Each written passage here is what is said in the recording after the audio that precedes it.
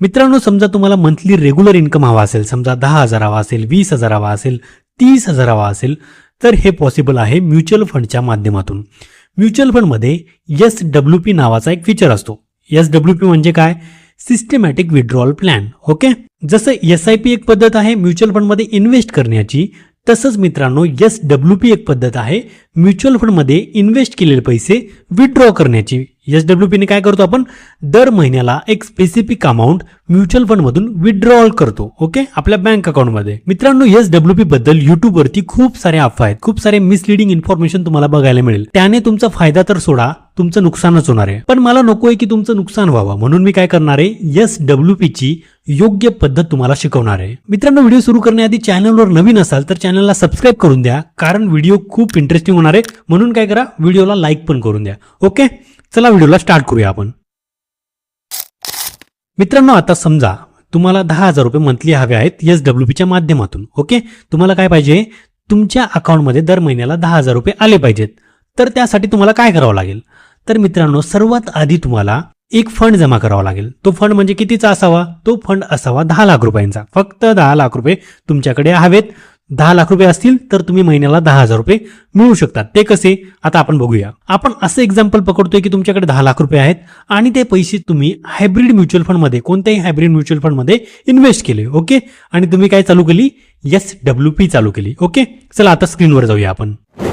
तर मित्रांनो इकडे बघा, हे बघा, तुम्ही काय केलं, 10 लाख रुपये इन्व्हेस्ट केले कोणत्याही म्युच्युअल फंडमध्ये, हायब्रिड म्युच्युअल फंडमध्ये कोणत्याही. ओके, तुम्ही काय करताय, 10,000 रुपये दर महिन्याला काढताय तुमच्या बँक अकाउंटमधून SWP च्या माध्यमातून. ओके, 17 वर्षापर्यंत तुम्ही पैसे काढतायत आणि तुम्हाला इंटरेस्ट रेट किती मिळतोय, जो रिटर्न रेट आहे तो 10% आपण इथं गृहीत धरतोय. 12% किंवा 15% मिळू शकतो, पण हायब्रिड म्युच्युअल फंड आपल्याला 10% कमीत कमी देऊ शकतील असं आपण गृहीत धरतोय.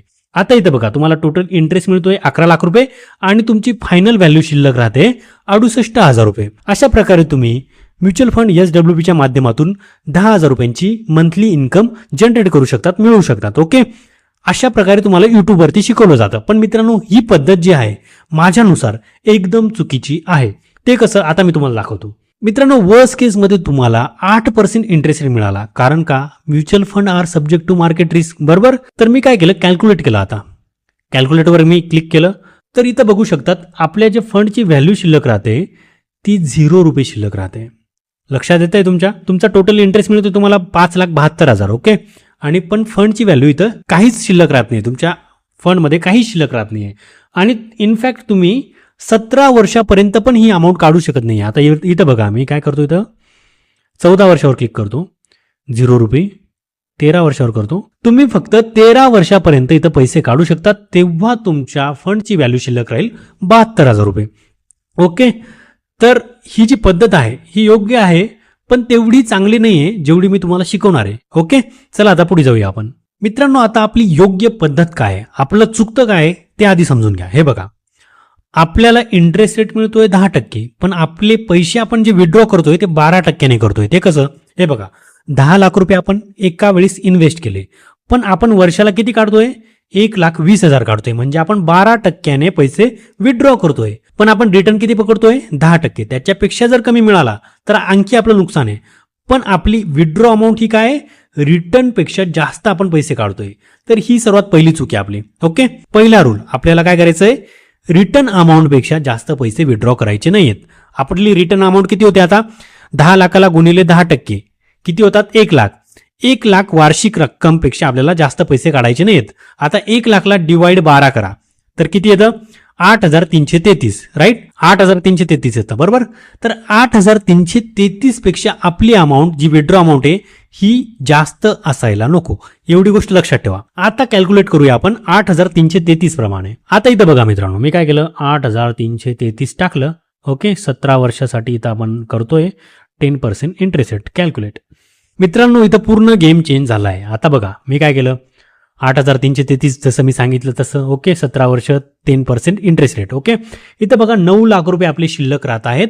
17 वर्षापर्यंत आपण पैसे काढतोय तरी पण आपल्या फंडमध्ये 9 लाख रुपये शिल्लक राहत आहेत, 9,63,000 रुपये शिल्लक राहत आहेत. ओके, पण मित्रांनो, ही पद्धत जी आहे ही पण तेवढी परफेक्ट नाहीये जेवढी मी तुम्हाला सांगणार आहे. म्हणजे ही पद्धत ठीक आहे, अशी पद्धत तुम्ही वापरू शकतात, पण त्याहूनही स्मार्ट पद्धत मी तुम्हाला सांगतो आता. ओके, हे बघा मित्रांनो आपली स्मार्ट पद्धत काय आहे. आपल्याला काय करायचं आहे, तुम्हाला एखाद्या हायब्रिड म्युच्युअल फंडमध्ये 10 लाख रुपये तुम्ही इन्व्हेस्ट करणार. ओके, फर्स्ट स्टेप आपली. ओके, दुसरी स्टेप काय, आपल्याला काय करायचंय, तेथून पुढे 3 वर्ष आपल्याला पैसे विथड्रॉ करायचे नाहीये. 3 वर्ष काय करायचे, आपल्याला शांतता घ्यायची. ओके, 3 वर्षानंतर आपल्याला SWP चालू करायची.